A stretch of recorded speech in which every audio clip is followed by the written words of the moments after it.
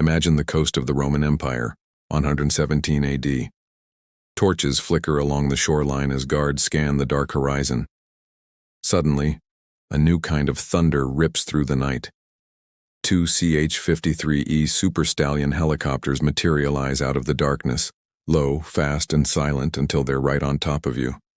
They flare just above a narrow strip of firm ground, not even fully landing. Ropes drop, and 45 U.S. Marines hit the dirt, sprinting for the trees. Their mission? To take control of the greatest empire in history. They have no backup, no resupply, only what they can carry, and a plan that just might work. Now remember, this is a sandbox. What if? We're not getting bogged down in time travel paradoxes or aiming for perfect realism. So could they actually collapse the Roman Empire? Or would they burn out before even reaching the gates of Rome? Let's find out. By day, their landing spot, the Pontine Marshes, is a nightmare.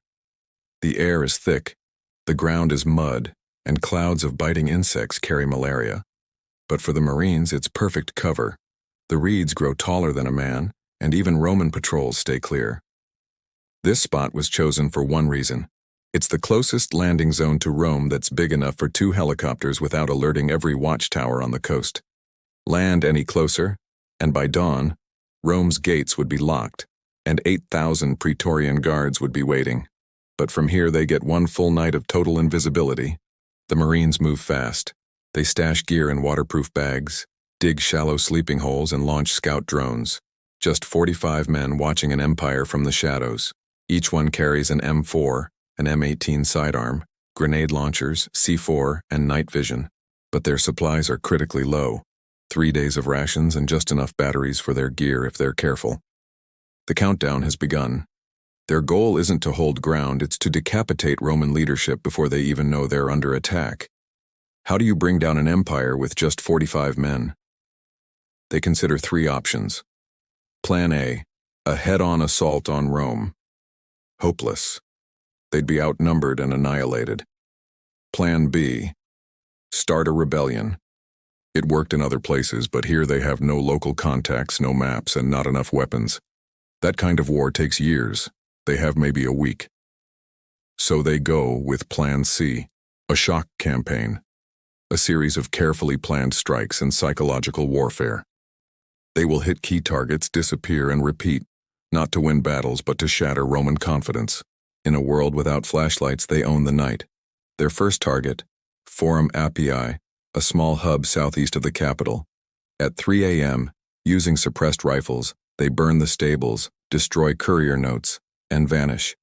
By sunrise, Rome hears nothing. And that silence is terrifying. The next night they hit a tax collector's mansion. Coins are taken, documents burned, just enough to spark rumors. The following night, strange fires appear on the hills. Rome's watchtowers signal back but get no reply. The capital is flying blind. The Romans respond as they always do, with organization. They set up more roadblocks and guard posts.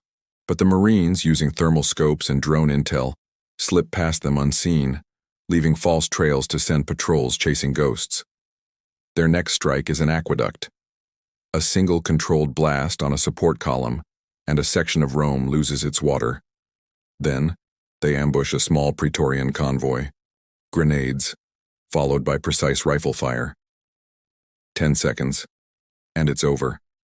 No survivors. To the locals, these attackers aren't soldiers.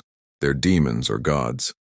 The legions are weeks away, tied up in Britannia and along the Danube. Rome's only real defense is the Praetorian Guard, but they're trained for riots, not commandos with drones and night vision. Panic grips the Senate. Governors flee.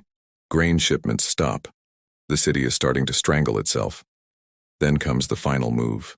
After midnight, the Marines steal a fishing boat and row up the Tiber River. A small C4 charge cracks open a sewer gate with a dull thump. They slip into the tunnels beneath the imperial palace. Moving through the slime, they find a storeroom, ease the door open, and unleash hell.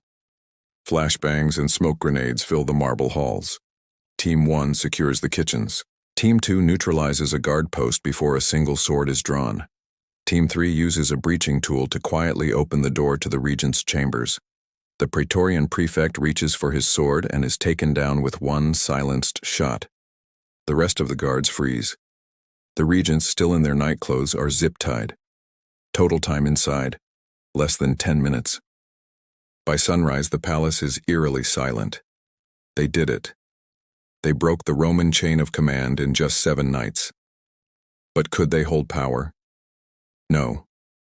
Their ammo is nearly gone, their batteries are dying, and the first signs of fever are setting in. But the job is done. The empire is rudderless.